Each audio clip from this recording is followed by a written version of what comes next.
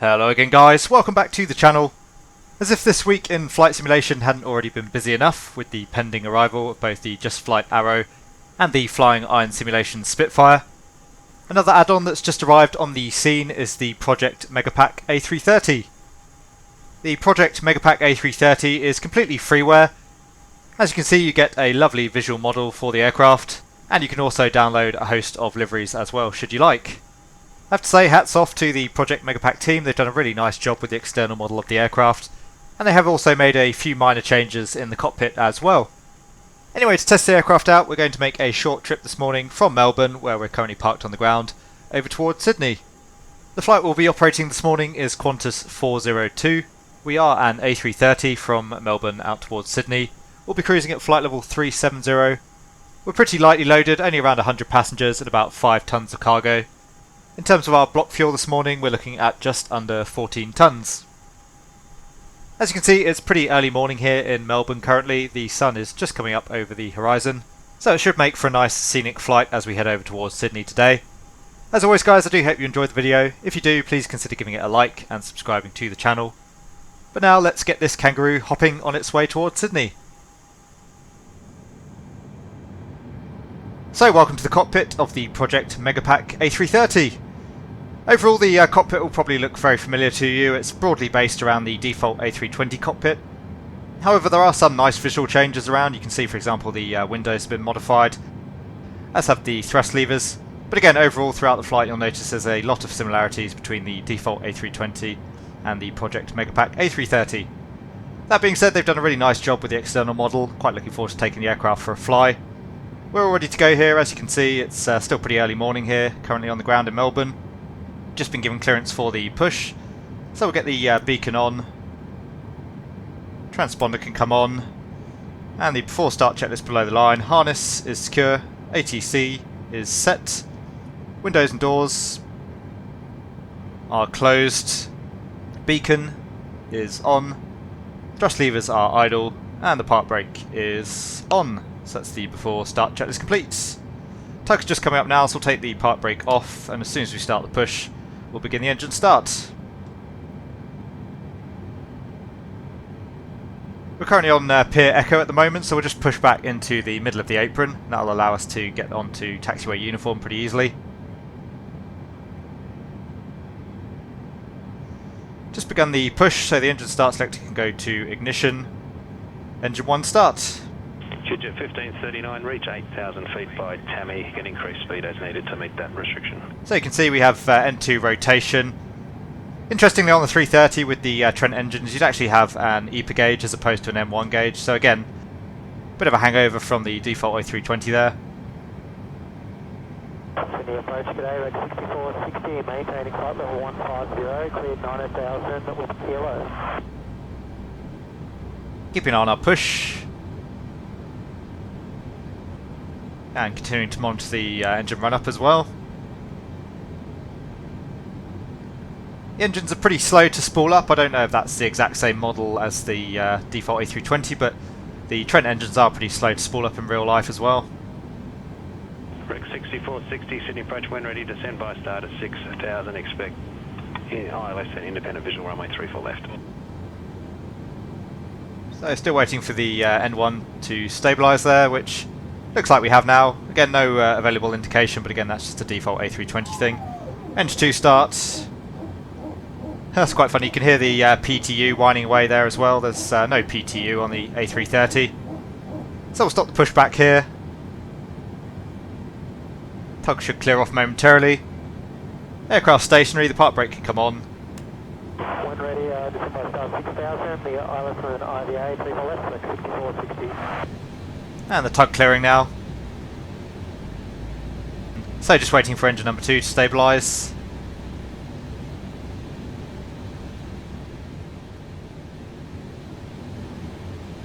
And the engine's stable. Engine start selector can go back to normal. APU can come off. Can't start the chrono. Rudder trim's at 0. We'll arm the spoilers. Flaps 1. Trim is 0 for the takeoff today, and we can't check the doors page by the looks of it. So the off-start checklist, anti-ice is off, ECAM status is checked, pitch trim, we have 0.0 checked, rudder trim is 0, and the ground crew are clear. It's the after-start checklist complete. We're not going to be using air traffic control for the flight today, so we'll just taxi out at our discretion. Just off on our right is taxiway uniform, so we'll join onto that, and then we'll take the first right again onto taxiway Alpha. So runway turn-off light can come on, nose light can go to taxi, park brake can come off. It's all clear on the left, and clear on the right. I would expect the aircraft to start moving under its own power at idle, but doesn't look like that's quite the case on the Project Megapack A330. We only need a little bit of thrust to get moving though, so that's pretty reasonable. As I mentioned, we're pretty lightweight here today. And just use a little bit more thrust here. Definitely a bit more thrust than we'd be looking to use on the real aircraft.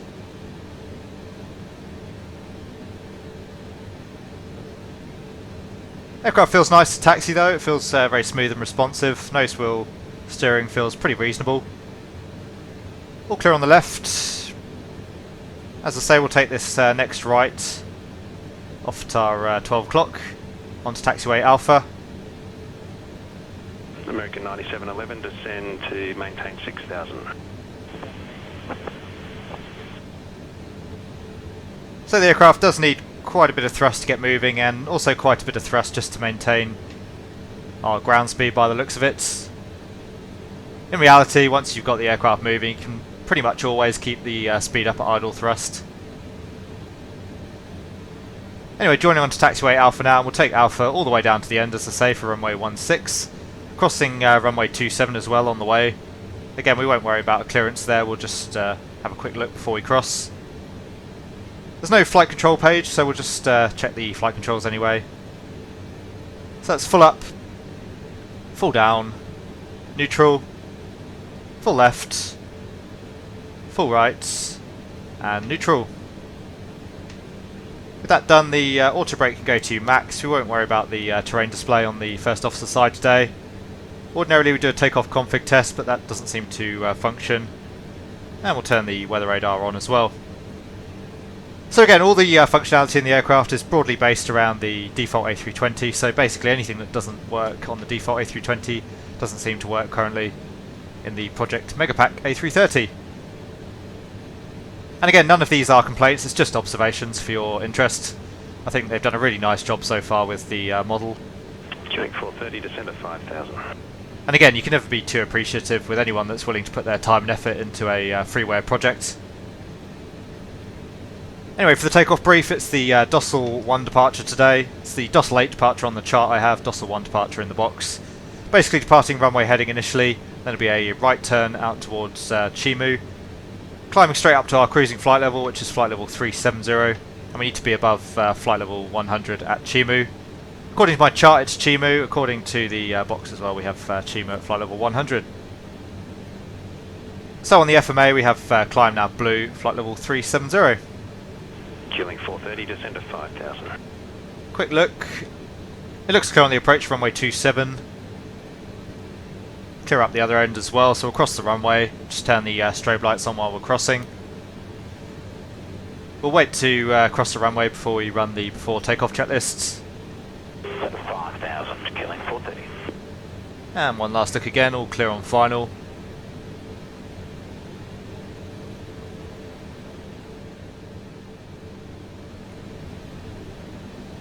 Anyway, the before takeoff checklist, load sheet has been acknowledged, flight controls checked, flight instruments checked, briefing confirmed, flap setting, it's config 1, V-speed thrust, we have 159, 167, and we should see flex, we have auto there, but I have set a flex in the MCDU. ECAM memo we don't have, so we'll run the checklist there. The signs are on, spoilers are armed. Just keeping an eye on the taxi here as well. Flaps are set for takeoff. Auto brake, we have auto brake max, and the takeoff config is normal.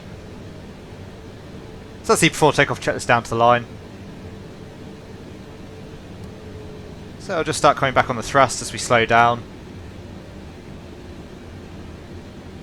Just coming up on the holding point for runway 16, we'll take a full length departure. And it is runway 16, so we'll run the before takeoff checklist below the line. Takeoff runway, it's runway 16 confirmed. Cabin crew have been advised. Engine start selector is normal. And the packs are on. So that's the before takeoff checklist complete. Looks clear on final, there's no traffic on TCAS. We'll assume that we have been cleared for the takeoff. Strobes are still on. Landing lights can come on. And the nose light can go to takeoff.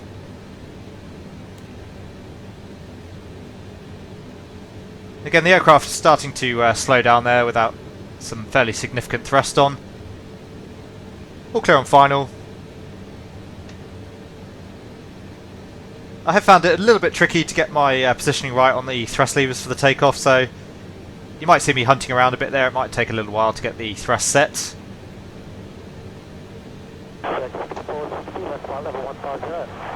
Rick 6460. And again, confirmed it's runway 16. So we'll fly the departure manually initially, just to see how the aircraft feels there. Again, I'm assuming the aircraft will have all the same handling characteristics, more or less, as the default A320, and the same autopilot and navigation issues. Anyway, let's get going. So we'll bring the thrust up to 50%.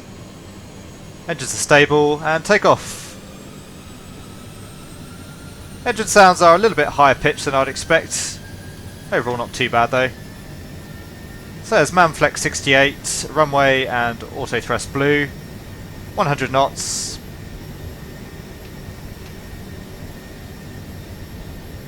Acceleration rate feels pretty reasonable. There's V1 and rotates. Rotation rate feels okay. It was pretty light initially and now it's getting quite heavy, so not quite what I'd expect there. And we're showing SRS now. We should have seen that for the takeoff. Anyway, up to 15 degrees initially. It's positive rate. Gear up. Flight director's not working there, but again that's a problem on the default A320 until we get the autopilot in, so we'll do that now. Queuing 430, descent to 3000, report wind visual. 3 acceleration altitude, so we'll come back to lever climb. It says thrust climb, climb, nav, autopilot 1. We're through S speed, so we'll go flaps 0. And you can see we're just starting our turn now out towards the north. That weather radar again is significantly overpainting, so once again we'll just turn it off for now. The weather en route's really nice today anyway.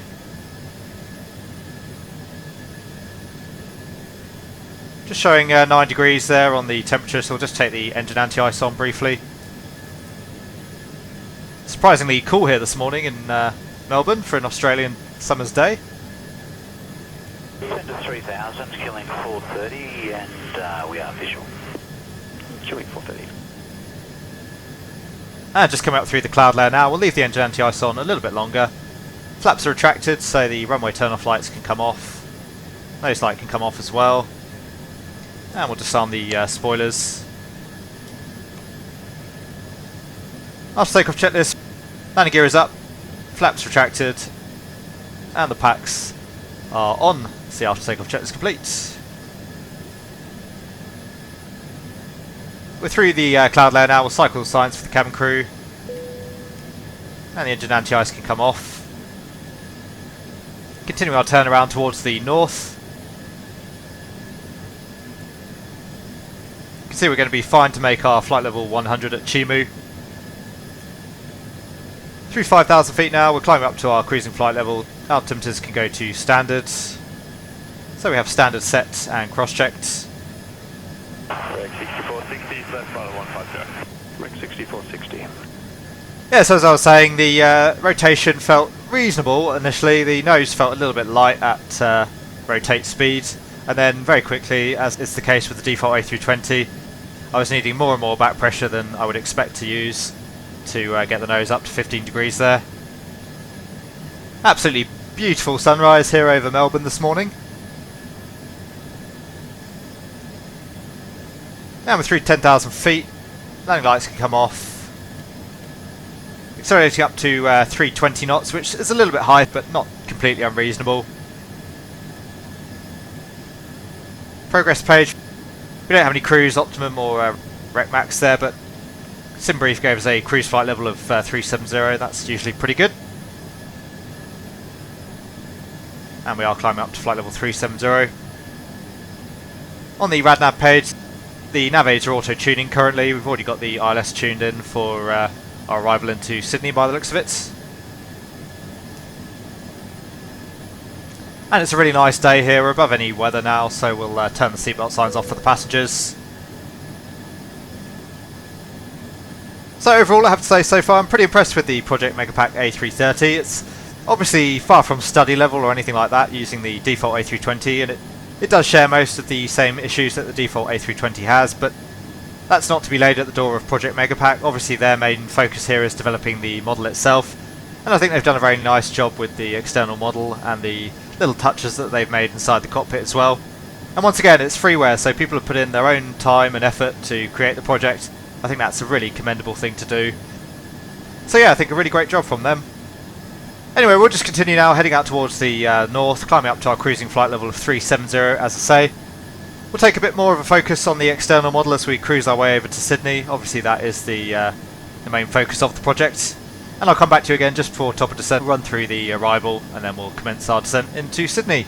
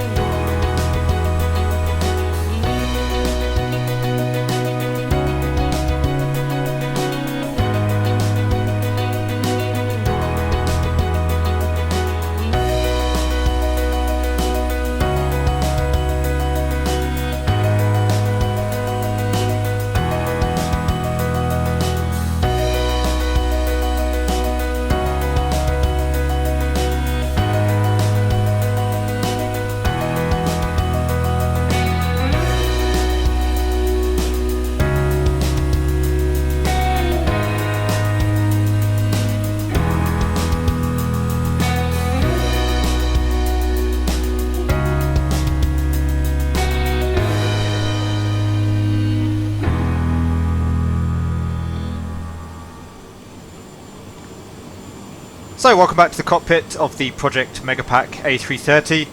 We've just reached our top of descent, so we'll get the aircraft coming down and we'll discuss the arrival as we go. First restriction on the arrival is 9,000 feet below Tammy, and then we've got 6,000 feet above Boggy, so we'll set 6,000 feet for now. And again, I suspect the aircraft's going to have all the same issues as the default 320, but we'll try and manage descent. So there's descent, and we should see out blue we have 6,000 feet. American 9711, 10 left heading 180 downwind, you have 30 miles to run. Let's go into speed right away. We'll slowly come up to 280 knots. So for the arrival, we're flying the Rivet 2 arrival this morning. It's the Rivet 3 arrival in the box, I believe. Taking that in towards waypoint Boggy, and then we'll peel off from Boggy to vector ourselves for the ILS runway 16. That's already set up in the box, as I said. For the RadNav page, we have ILS runway 16 right. That's showing us 109.5, and we should see 109.5. It's India Kilo Sierra for the identifier. Final approach track is 155, so that's correct. The plate is 70-7. The aerodrome elevation is 21 feet, so pretty much sea level. There's a profile check at 9.4 DME, 3,000 feet. And we're going today down to an MDA of 210. For the missed approach, it's runway heading initially, then a right turn, climbing up to an altitude of 3,000 feet. There is a little bit of terrain out towards the northwest. It's around 2,700 feet for the MSA. Weather's really nice, it's a fine day there, a little bit windy, wind's around 17 knots currently, but pretty much straight down the runway. A little bit of broken cloud around 4,000 feet. Temperature of 16 degrees and the QNH is 1020. So we'll just update the information in the MCDU. Correction, it's 21 degrees now. Q-Link 21, Delta, contact tower 124.7. 1247, Q-Link 21 Delta. And QNH is 1015. So as I say, we've already started the descent. Again, unfortunately, with the default A320 running the show here in the background, we don't have a accurate distance to run towards the airport, so I'm just using my SimBrief flight plan at the moment, and we'll have to use the distance on the navigation display later on to give us at least a rough idea of how far we have to descend. We'll try tuning up the Sydney VOR, that's 112.1, but again I found on the default A320 in the past that that didn't actually work.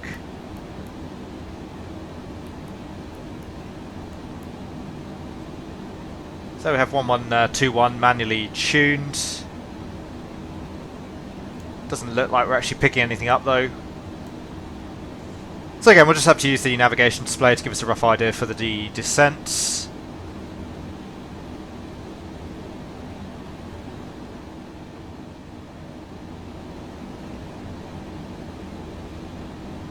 In terms of the landing, we're landing on 16 right. We'll vacate off to the right, using auto brake low and idle reverse.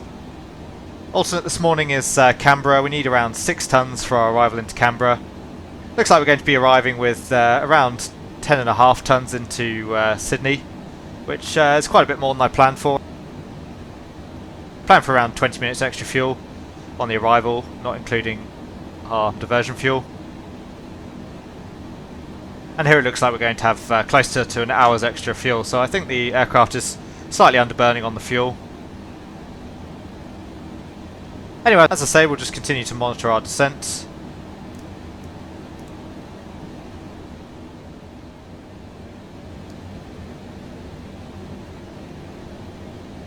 So again, don't download this aircraft expecting it to be quite to the same level as the fly-by-wire A320 in terms of systems depth, but certainly, as you could see from all the external shots that we took en route towards Sydney, the model of the 330 I think is really well done.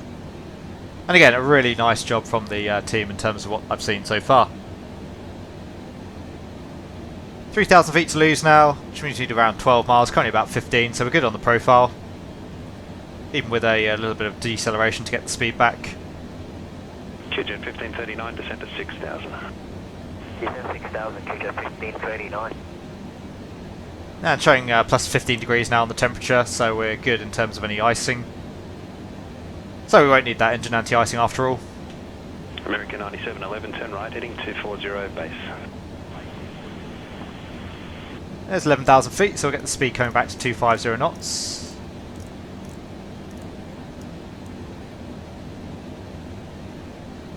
And as I said, that's transition as well. QNH, I think we said was 1015. Q-Link 430, contact tower on 1205, g'day. 105, Q-Link 430, g'day. And that's QNH 1015 set and cross-checked. Approach checklist then, the briefing is confirmed, ECAM status is checked, seatbelts are on, barrier F we have QNH 1015 set, minimum MDA 210 set, and the engine start selector is normal. So that's the approach checklist complete. Sydney approach, good morning, Qantas 432 on descent 10,000, information kilo 250 knots. And just 1,000 feet to go now, so we need 4 miles to make that, we should be fine. Through 10,000 feet so the landing lights can come on. Cycle signs. And we'll turn the LS on as well. So overall I have to say the aircraft actually so far has done a pretty good job of managing our vertical profile, so I take back a little bit of what I've said. It still would be nice, the speed out star, it still would be nice though to have some distance to run information and a VDEV as well on the PFD in the progress page. So after waypoint Tammy we can descend down to 6,000 feet for boggy, but we've cleared out boggy as I mentioned, so we'll just come down to 3,000 feet for the ILS. And we've got about 20 miles to track outbound and then about 10 miles to track inbound, so about 30 miles to run overall. Roughly on profile at the moment. Just wait until we pass over Tammy to continue our descent. 7,000, 34 left, Qantas 432. And we are passing over Tammy. The aircraft is continuing its descent down to 3,000 feet, so again, overall not too bad in terms of how it's handling the descent here. QJet 1539, descend to 3,000, you have 25 miles. It's thrust idle descent. We'll start bringing that speed back a little bit more. So we'll come back to 220 knots. And we can activate the approach phase. Approach phase is activated, it's ILS 16 right. I did notice, and I did see in the notes, there's a bug currently with the approach, so we'll just have to set that manually as a selected speed. 3,000, 1539. And again, about 20 miles outbound, 10 miles inbound, so 30 miles to run. Just a little bit high here at the moment, but that's fine, we'll just correct that with flaps. We'll take flaps 1 momentarily. And for the ILS 16 right, we're looking for India Kilo Sierra 109.5, which we have on the PFD, so it is the correct ILS, and it's showing in the correct sense, so we can activate that once we turn around the corner. American 9711, turn right, heading 290 to intercept localizer, cleared ILS, runway 34 left approach. Just about to start descending into the cloud layer. Fortunately, not going to be able to see much of the city currently with the cloud layer below us. American 9711, maintain 160 knots or greater until at-trip. And I did set 3,000 feet on the FCU, we're still showing 6,000 feet there on the PFD, so that bug still remains obviously in the sim. Try going open descent. There we go, that's corrected that.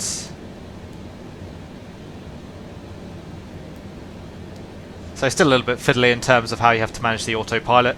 So that's descent out blue 3,000. We'll take flaps 1 now just to get a little bit more drag, get us coming down a little bit more quickly. So speed's checked, flaps 1.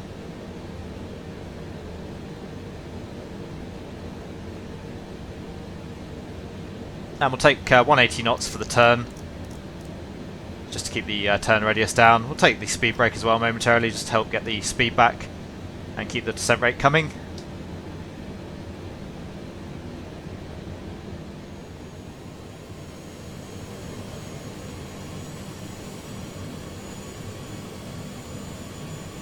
So we'll try arming the approach now. The glide slope looked blue. Still only one autopilot available in the default A330, so we have autopilot 1. 15 miles to run. Hull Station Sydney, there's new information in Lima.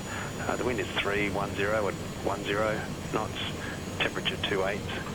It is Cabo K and the QNH is 1009er.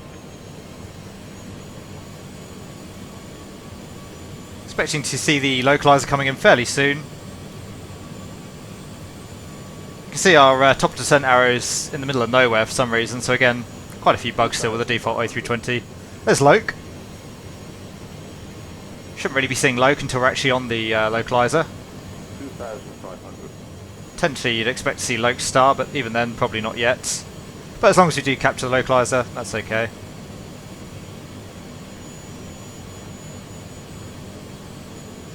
You can see the runway now just off the nose. Starting to be able to see a little bit of the city and the harbour as well.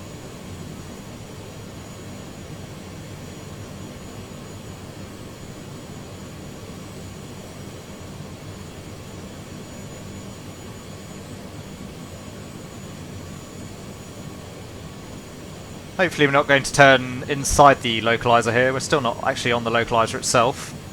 Okay, localizer's coming in now, as is the glide slope. I'd like to be config 2 in the 330 before we descend on the glide slope, so we'll take flaps 2. And speed is checked, flaps 2. Otherwise the aircraft has a pretty tricky time descending on the glide slope in config 1.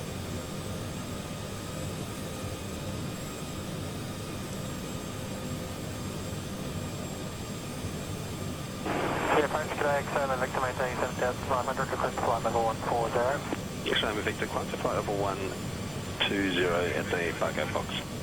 Climb flight level 120 Barco Fox, X-ray Victor. American 9711, contact tower on 120.5.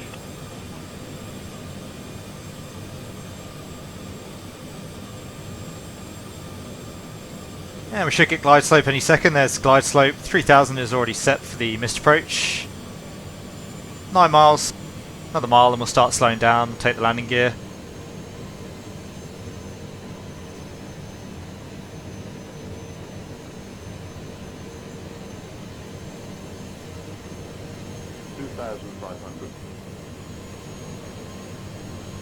So come back to 160 knots now.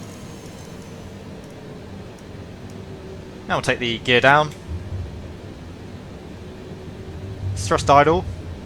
You see we are nicely lined up now with runway 16 right. And you can see the harbour and the city, just about make out the Sydney Opera House off in the distance there.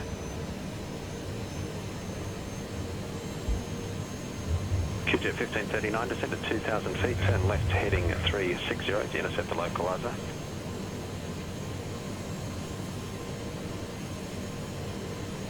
So speed, take flaps 3.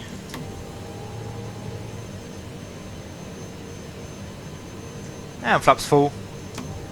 And we'll run the landing checklist. So cabin crew has been advised, auto thrust is speed, auto brake low, and again no ECAM memo, so signs are on, landing gear is down, flaps are set for landing, and the spoilers, just grab the spoilers, runway turn off light can go on, and the nose light can go to takeoff. That's the landing checklist complete. Come back to approach speed now. Again, we don't have a V approach in the box. I think around 140 knots would be a pretty good estimate. In fact, today we're pretty lightweight, so we'll come back to a little bit less than that. So speed. So far the aircraft doing a good job of tracking the ILS. We are on the localizer and the glide slope, showing 2 reds, 2 whites on the PAPI. So we'll let it do its thing just a little bit longer. We'll take in a bit of the city. It's rather a neat skyline.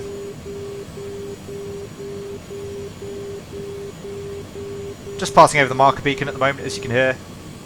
Descend 2,000 feet, left heading 360, intercept localizer, QJet 1539. 1,000.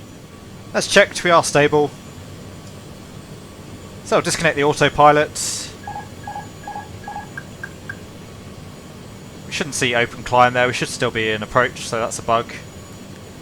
Rec 6460, turn right heading 100. We should be showing glide slope and loc there. That's checked, glide slope loc. So the flight director should now be giving us guidance for the ILS. I'd say overall the aircraft feels pretty nice to manually fly. The controls feel broadly as I would expect. Aircraft does feel a little bit heavier than the A320. Right 100, 460. Just a little bit more wallowy generally. It's a very nice flight actually, I have to say. It's very easy as well. Easy to keep tracking the flight directors. 500. That's checked. QJet 1539, clear to ILS, runway 34 left approach. Clear ILS 34 left approach, QJet 1539. 400. I think the flare is going to be the really interesting bit. That was always the issue in the 320. Not sure if the flaps issue affects this aircraft or not. Just getting a little bit low on the glide slope there. We're still following the flight directors, so their guidance is perhaps not so good at low level. We'll just fly visually now. So aiming for the touchdown zone.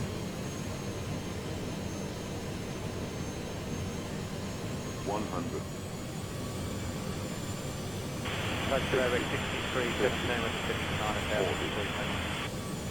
So coming back off the thrust. 20. A little bit of a float from the aircraft. Trying to find the runway. There's touchdown. Go idle reverse. So we have spoilers, rev green, decel. Rec 6317, Sydney approach when ready, descend by a start of 6000, expect independent visual approach, runway 34 right. Through 70 knots, we'll cancel the reverse now, we're already pretty slow, we'll take out the auto brake.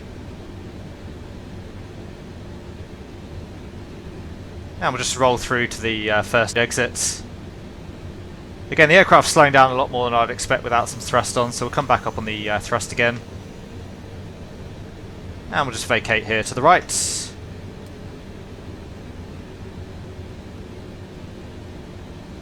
So braking to bring the aircraft speed down.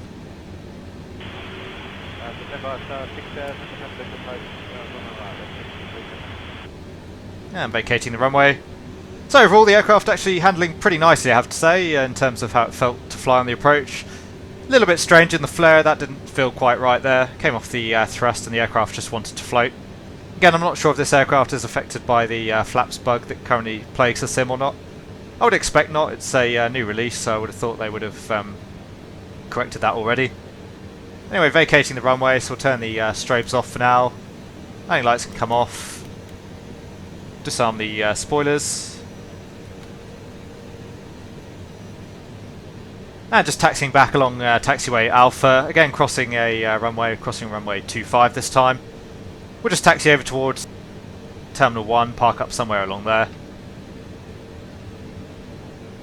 And keeping some thrust on again to keep our taxi speed up. We won't start the APU just yet, it's quite a long taxi in, but we'll run the after landing checklists. Get the flaps in as well. Just about to cross the active runway so the strobes can come back on. It's all clear on the left, and it's all clear on the right. So again, we'll just cross at our own discretion. And again, we'll wait till we've crossed the runway before we run the after landing checklist. Rec 6460, turn right, heading 140, downwind descent of 4000. Crossing the runway, strobes can come off now. And the after landing checklist, flaps retracted. Spoilers disarmed, APU we will fire up now, we're fairly close to the gates. Radar is off and predicted wind shear is off, that's the after landing checklist complete. So fire up the APU as I say. We'll take the next left here, we'll come on to the vacant stand just to the right of the United.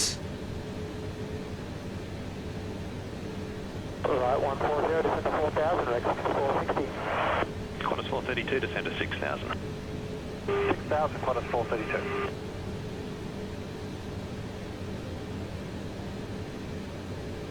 Fine.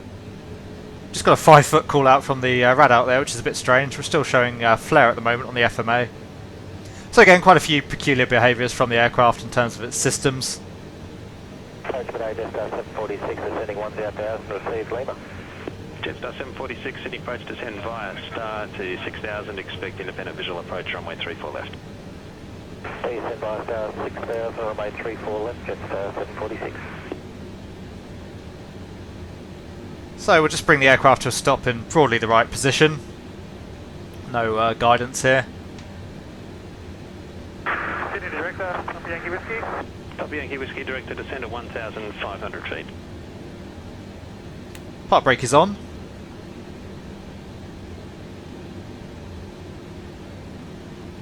So the APU can come on. And we'll shut down the engines. 1,500, Papa Yankee Whiskey. QJet 1539, contact tower 120.5. 120.5, QJet 1539. Should have got the runway turn-off lights and the nose light there as well before we came onto the bay. Anyway, the engines are running down, seatbelts can come off, beacon can come off, as can the fuel pumps. Papa Yankee Whiskey, runway is 34 right, report when the runway's inside. And the parking checklist, APU bleed is on, engines are off, seatbelts are off, external lights are set, fuel pumps are off, and the park brake is on. It's the parking checklist complete. So there you go guys, I do hope you enjoyed our trip from Melbourne up to Sydney this morning in the Project Megapack A330. Overall I have to say I'm really impressed with the aircraft. Knowing that the project uses mostly the default A320 for its systems, I certainly wasn't expecting the aircraft to be study level, and indeed it isn't. but I think that the team have done a really nice job with the external model. The internal changes in the cockpit as well really add to the experience. And again, the whole thing is completely freeware, so I highly commend and thank everybody that put their time and effort into the project. If you fancy flying the A330, I highly recommend going and checking out the Project Megapack Discord. You'll find a link to the download there. Again, the aircraft is quite basic in terms of its systems implementation, but it actually flies pretty nicely, and it's a great opportunity to do some medium and long haul flying in an aircraft that currently doesn't have too many major issues. Anyway guys, once again I do hope that you enjoyed the video. If you did, please consider giving it a like and subscribing to the channel. If you have any comments or questions for me, please leave them down in the comment section below, and I'll do my best to answer them. But for now, thanks very much, and I'll see you all again soon.